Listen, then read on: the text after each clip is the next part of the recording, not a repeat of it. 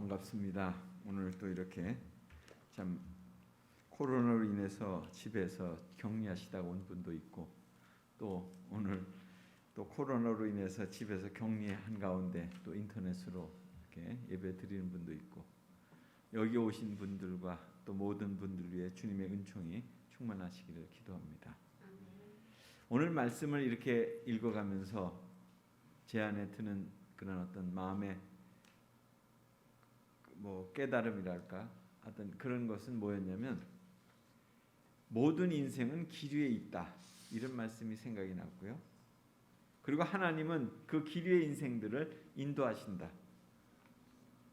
그런데 인간들은 넓고 쉬운 길을 가고자 하는데, 그러나 하나님은 우리 인간들에게 구원의 길로 꼭 인도하기를 원하신다 하는 거예요.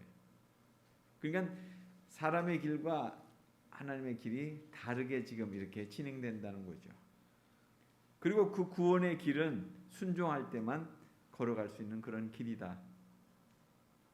그렇다면 나는 그 길을 정말 순종하면서 걸어가고 있는가? 또 하나님께서 나에게 준비하신 그 길을 정말 사랑으로 준비하셨는데 그걸 믿음으로 그렇게 받아들이고 있는가 하는 것을 다시금 생각해 보면서 오늘 말씀을 이렇게 살펴보게 됐습니다. 오늘 본문을 보면 하나님은 이스라엘 백성들을 블레셋 사람들의 땅으로 인도하지 않으셨다는 거예요. 화면을 한번 보여주시기 바랍니다. 지도 화면입니다.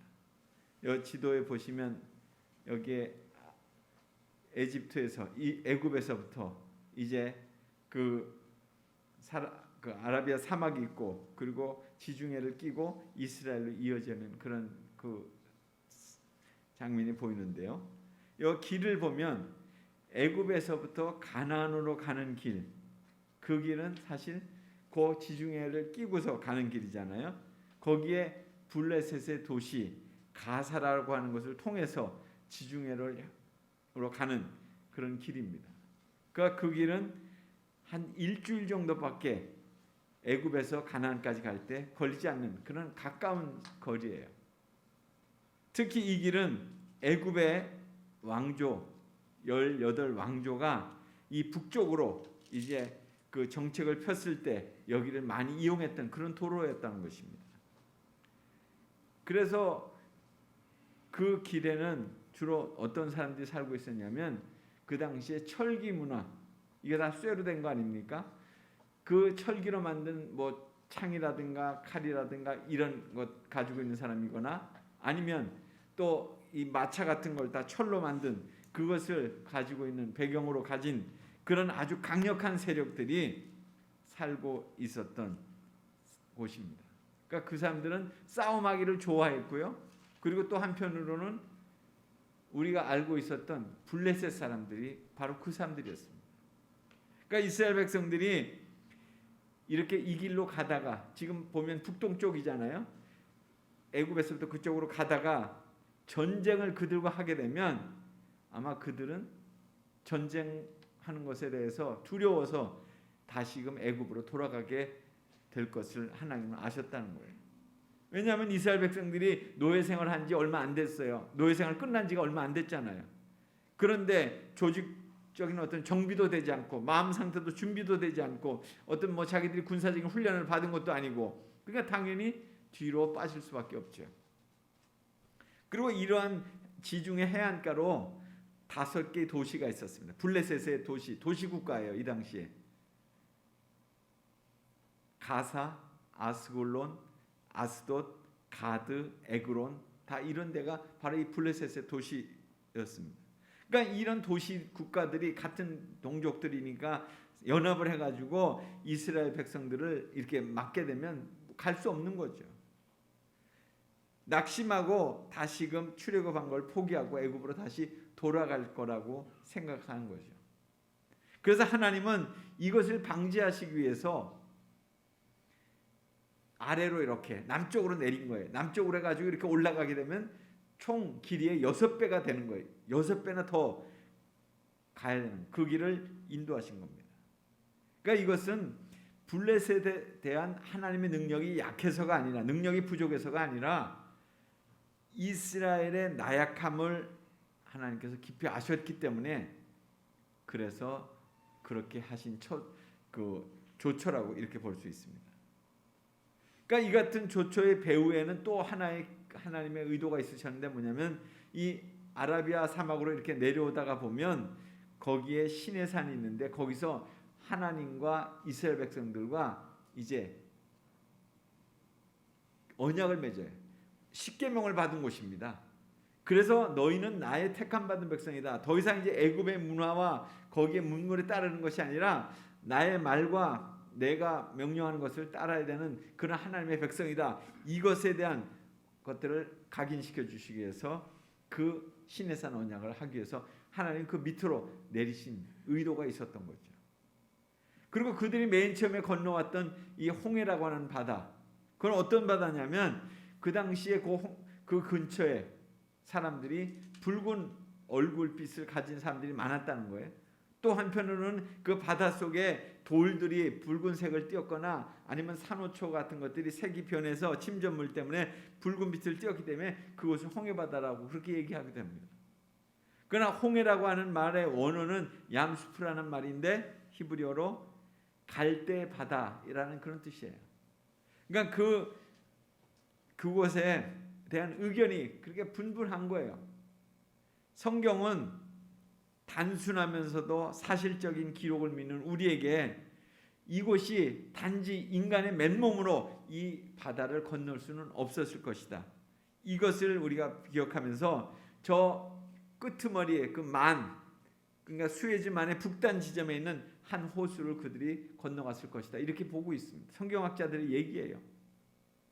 그러니까 이 갈대라고 하는 그런 그 바다라고 이름이 붙여진 것은 그 당시에 그 염분을 이렇게 함유하고 있는 물인데도 불구하고 거기서 자라는 그런 갈대들이 많았기 때문에 그렇게 얘기했다는 것입니다. 하여튼 이스라엘 백성들은 그 수에즈만의 북단을 거쳐서 바란 광야를 통해서 가나안으로 갔다는 얘기예요.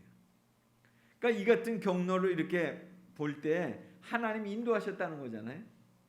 그런데 여기에 보면 블레셋 땅으로는 인도하지 않으셨으나 여기로 인도하셨다고 하는 것은 결국 하나님께서 그들을 참으로 환경에 구애받지 않고 그들로 하여금 하나님의 그 의로 가운데 그들의 길을 하나님이 인도하셨다. 이것이 유추할 수 있다는 것이죠. 결국 그들이 그 출애굽에서 나올 때는 어땠습니까? 노예로 나왔으니까 뭐 우리가 생각할 때 허겁지겁 이렇게 나올 거라고 생각했지만은 그들은 대우를 갖춰서 나왔습니다. 마치 가나안을 향해서 정복해가는 그런 여호와의 군대로 그렇게 그들이 그런 마음을 가지고 나온 거예요. 그리고 여기에 또 뭘 가지고 나왔냐면 요셉의 해골을 가지고 나왔다고 그랬습니다. 그러니까 요셉의 시신은 당시 그 애굽의 귀족들의 어떤 화장법에 따라서 다 미라로 이렇게 처리를 했습니다. 그래서 그 미라로 보존된 것을 이제 가지고 나왔다는 거예요. 나의 해골을 가지고 여기서 나가라. 그것은 바로 출애굽하기 350년 전에 아브라함에게 약속되었던 이제 출애굽을 하게 될 것이고 가나안 땅에 가서 살게 될 때 나를 그 가나안 땅에 가서 묻어달라고 하는 그것들을 후손들에게 부탁한 것이기 때문에 그렇게 한 것입니다. 그래서 요셉은 믿음으로 가나안 땅을 바라본 거예요. 그리고 마침내 가나안을 정복해서 요셉의 그 유언대로 그 가나안의 한 곳 세겜 땅이라고 하는 곳에 요셉이 거기 가서 묻히게 되죠. 그들은 람셋이라고 하는 제열 끄트머리에 람셋이 있습니다. 그리고 거기서 숫곳이라고 하는 곳으로 이제 이동해요. 한 50km 정도 됩니다. 그리고 이스라엘 백성들이 최초로 머문 곳이 바로 이 숫곳이었어요. 그리고 그 다음에 에담이 나오는데 에담은 요새라는 뜻으로 광야의 끝이라고 하는 그런 말입니다. 뭐 정확하게 에담의 위치가 알려지지는 않았지만 그냥 이 수르 광야의 끝이었을 것이다. 이렇게 지금 보고 있어요. 그런데 그것들을 여호와께서 그들 앞에 행하셨다고 그러는 거예요. 이스라엘 민족을 출애굽시키신 하나님께서 그들을 약속의 땅으로 인도하실 때까지 계속 인도하셨다는 거예요. 어떻게? 불기둥과 구름기둥으로 인도하셨다는 거죠. 그러니까 구름기둥은 낮에 이끌어갔던 그런 기둥이었는데 그 기둥은 어떤 역할을 했냐면 낮에 태양이 이렇게 내리쬐니까 햇빛이 심하게 쪼이니까 그것 때문에 더울 거 아니에요. 그 더위와 또한 그들에게 있어서 참 필요한 부분들이 그 모든 질병이라든가 이런 것들을 막아주는 그런 역할들을 한 것이 이 구름 기둥이었다는 거예요. 그리고 불기둥은 밤에 비춰진 것인데 사막은 어떻습니까? 밤에 굉장히 춥잖아요. 그 혹한으로부터 참으로 그들을 지켜주시기 위해서, 또한 동물과 사람의 어떤 외부적인 침입으로부터 그들을 지켜주시기 위해서 불기둥을 그들에게 비춰주셨다. 이거는 두 개의 기둥이 나온 것이 아니고 한 기둥이 낮에는 구름 기둥처럼 밤에는 불기둥처럼 그렇게 인도하셨다 하는 것입니다. 그러니까 이 기둥의 나타남은 하나님의 군대로서 이스라엘 백성들의 통솔권자는 바로 하나님이시다. 하나님이 너희들을 이렇게 인도하고 계신다 하는 것을 보여주시는 행위예요.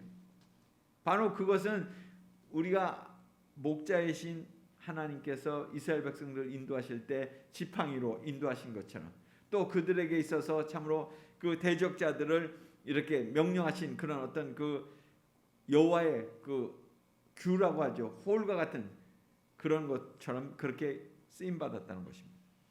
그러니까 이처럼 하나님의 인도하심과 임재하심을 나타내고 있는 구름 기둥과 불 기둥의 표적으로 인해서 출애굽 사건 이후에 그것이 나타났고, 그것이 언제 그것이 끝났는지는 모릅니다.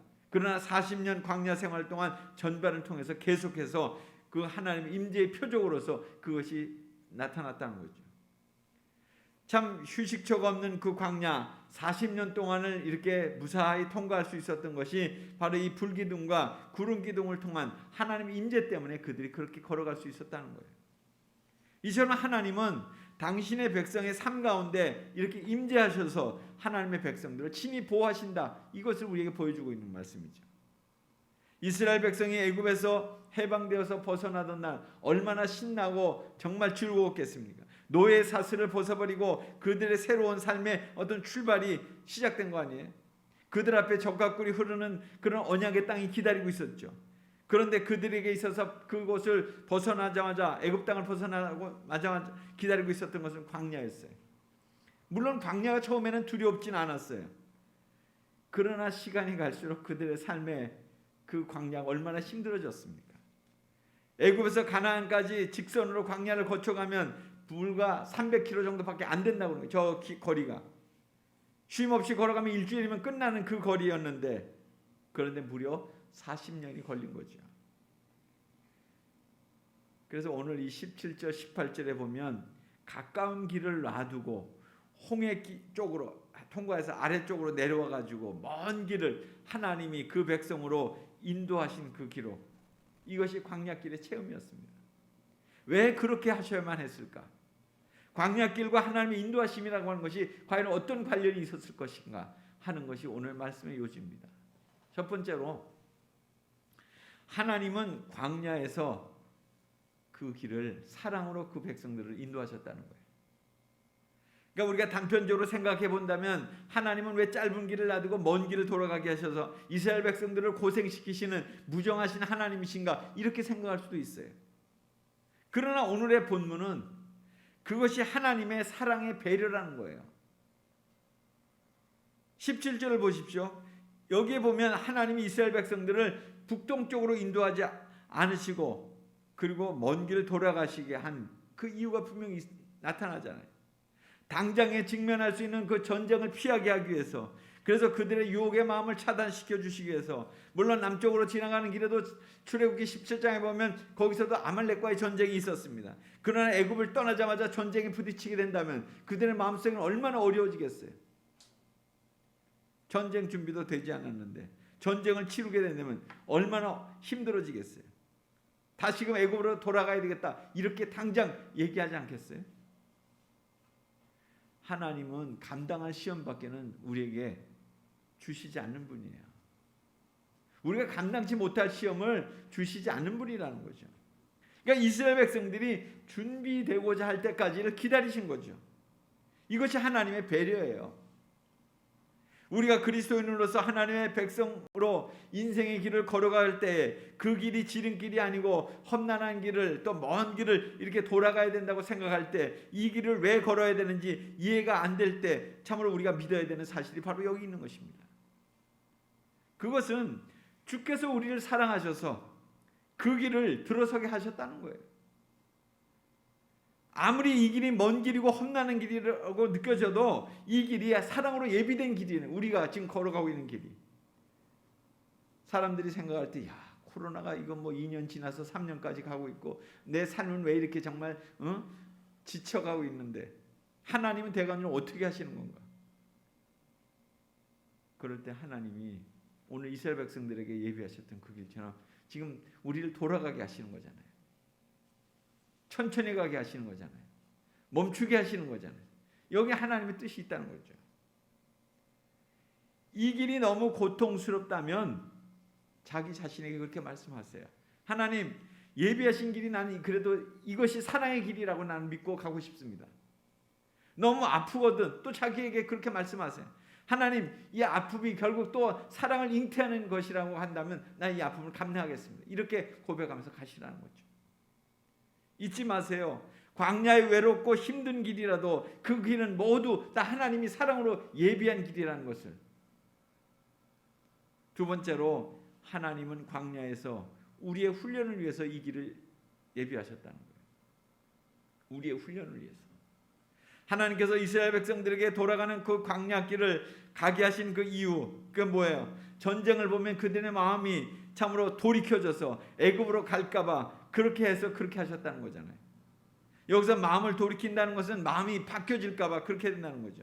그들이 애굽을 떠난 이상 하나님의 의도하신 대로 하나님의 뜻하심을 따라 가나안으로 가야 되는데 그들이 가지 않을까봐 하나님 그렇게 하신 거예요.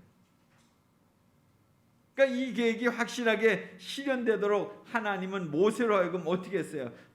너희 조상 그 요셉의 유고를 메고 가나안으로 가라. 그러니까 그 백성들이 그걸 보면서 야, 그 당시 350년 전에 우리의 선조였던 이 요셉이 여기에 총리가 되었다가 그 다음에 그가 죽었을 때 반드시 자신을 가나안 땅에 데리고 가라고 그렇게 했다고 하는 것을 기억하면서 그들은 다시 한번 그 마음속에 새로운 각오를 다졌을 거 아니겠어요? 하나님의 뜻을 확고하게 받아들이는 이 광야의 훈련이 사실 필요했던 거예요. 그리스도인의 모든 삶의 경험은 직접적이든 간접적이든 하나님의 뜻과 다 연결이 되어 있는 거예요. 결국 우리에게 필요한 것은 하나님의 뜻을 궁극적으로 내가 수용할 수 있는 훈련이 필요한 거예요. 이럴 때도 내가 하나님의 뜻을 받아들이고 이럴 때도 하나님의 뜻을 받아들일 수 있는 그런 훈련이 필요한 거죠. 이 훈련을 위해서 이스라엘 백성은 40년이 걸린 거예요.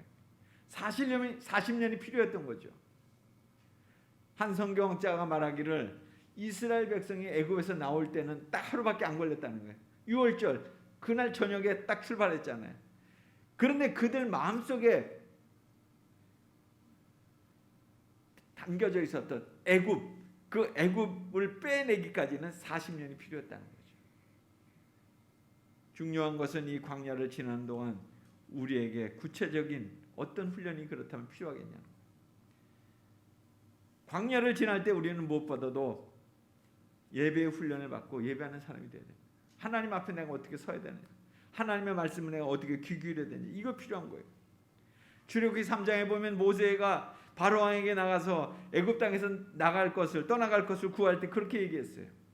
사흘길을 지나서 광야에 나가서 희생 제사를 드리려고 한다고 이렇게 말하라. 하나님께서 모세에게 그렇게 말하라고 얘기했거잖아요. 그 얘기대로 그냥 한 거예요. 희생 제사를 오늘의 개념으로 바꾼다면 뭐겠어요? 예배잖아요. 그것이 우리는 언제 어디서나 예배할 수 있지만 광야는 예배하기에 참으로 가장 더 적합한 곳이에요. 왜냐하면 고독한 광야를 지날 때 인적인 방해도 없고 하나님의 임재를 경험하기가 쉽고 또 그분을 만나는 그 예배를 드리기가 더 편하다는 거죠. 여러분 한번 생각해 보세요. 여러분의 삶이 분주하고 그리고 풍요롭고 정말 뭐 부족함이 없다 이렇게 여겨질 때 예배가 잘 되는가? 내 삶이 어렵고 힘들어질 때 정말 더 하나님을 찾고 하나님 앞에 나오는 때 내 자신이 다 이렇게 드러난 것 같고 이렇게 될 때 내가 정말 진정한 마음으로 예배드릴 때가 더 잘 되어지지 않습니까? 잘 되어지는 거 아니에요? 그러니까 광야길은 예배 훈련을 위해서 예비된 길이라는 거예요. 예배하면서 하나님의 뜻을 헤아리면서 그 뜻을 이루면서 살아갈 때, 그때 진정 우리가 하나님의 사람이 되는 거죠. 하나님은 그런 훈련을 우리에게 시키는 거예요. 세 번째로는 하나님의 인도하심은 광야에서 그 백성을 홀로 두지 않으셨잖아요. 우리가 우리 인생을 살아오면서 어떤 경우에 많은 고난을 겪을 때 왜 이런 고난을 내가 겪어야 되느냐고 이해하지 못할 때가 사실 많습니다. 그러나 그럴 때에도 우리가 그리스도인이라면 확신할 수 있는 한 가지 사실이 있는데, 그것은 내가 이 고난의 이유를 다 알 수 없지만 이 고난 속에서 하나님은 결코 나를 홀로 버려두시지 않을 거라는 그 확실한 약속만은 오늘 말씀을 통해서 내가 다시 한번 확인할 수 있다는 것입니다. 21절에 보면 이스라엘 백성 앞에서 인도하시고, 22절 마지막 부분에도 보면 구름기둥 불기둥은 백성 앞에서 떠나지 아니했다고 이렇게 말씀하고 있잖아요. 물론 이 구름기둥과 불기둥이 백성이 원하는 방향으로 옮겨온 건 아니에요.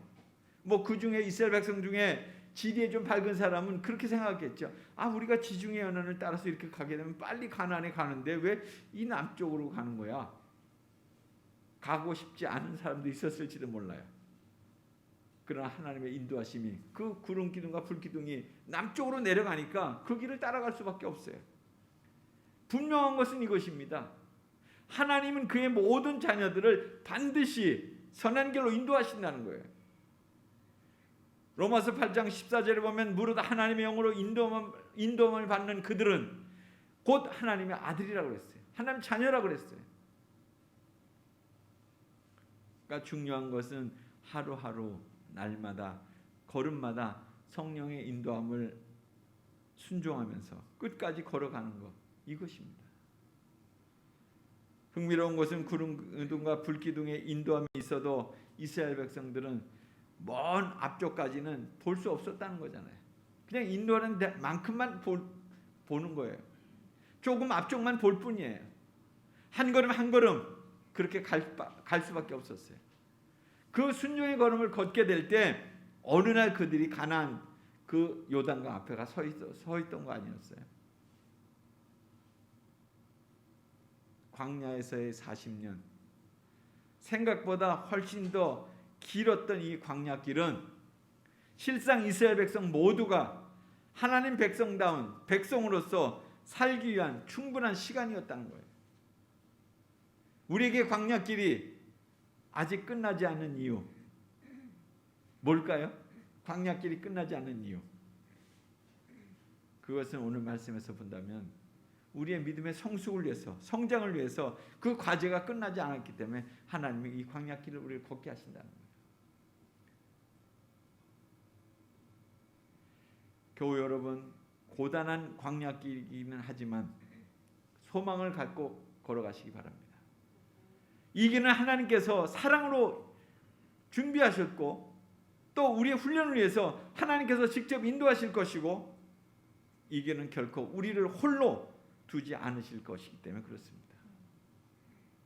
이 광야길에서 다시 한번 주님을 새롭게 만나는 은총을 경험한다면 그건 가장 복된 생활이 될 것입니다. 제가 지난 해도 이때쯤 해서 그 광야를 지나며라고 하는 그 가사를 제가 읊어드렸는데, 오늘 히즈웰이 부른 광야를 지나며 이 찬송을 듣고 그리고 제가 기도하고 마치도록 하겠습니다. 예, 틀어주세요.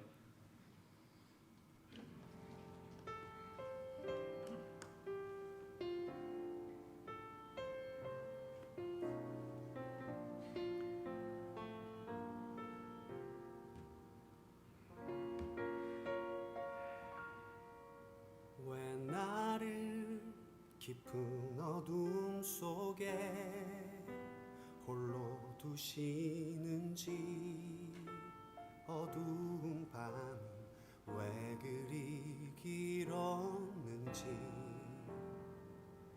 나를 고독하게, 나를 낮아지게, 세상 어디도 기댈 곳이 없게 하셨네.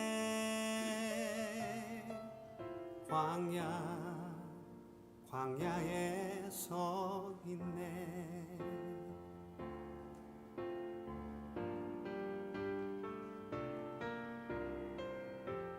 주님만 내 도움이 되시고 주님만 내 빛이 되시는 주님만 내 친구 되시는 광야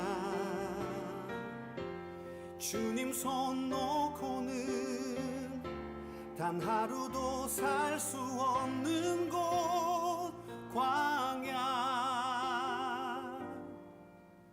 광야에 서 있네.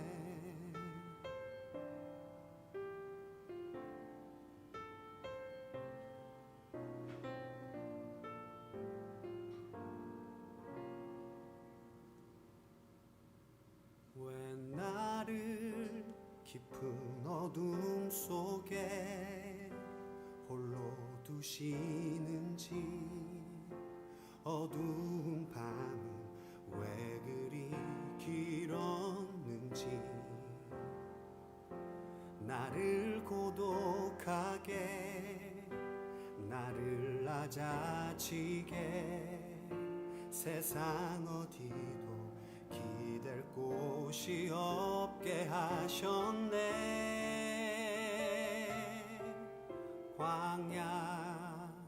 광야에 서 있네.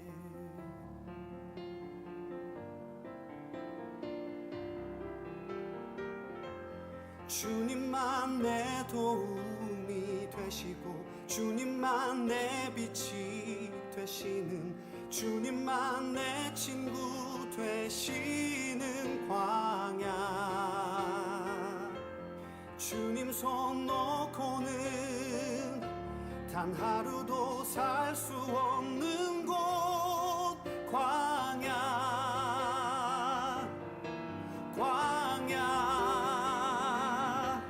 주께서 나를 사용하시려 나를 더 정결케 하시려 나를 택하여 보내신 그곳 광야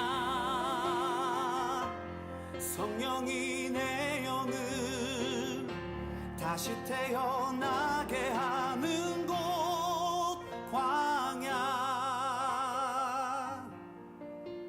광야에 서 있네. 기도하겠습니다. 하나님, 우리의 삶이 광야에 있습니다. 그러나 우리가 홀로 서 있는 것이 아니고 주님이 함께 계시고 또 주님이 우리를 불기둥과 구름 기둥으로 인도하시는 분이심을 저희가 믿습니다. 하나님, 우리의 매일매일의 삶 속에서 주님의 말씀을 의지하며 또 주님께서 우리에게 들려주신 그 길을 하나님 들으며 걸어갈 수 있는 하나님의 종들 되도록 축복해 주옵소서. 예수님 이름으로 기도합니다. 아멘.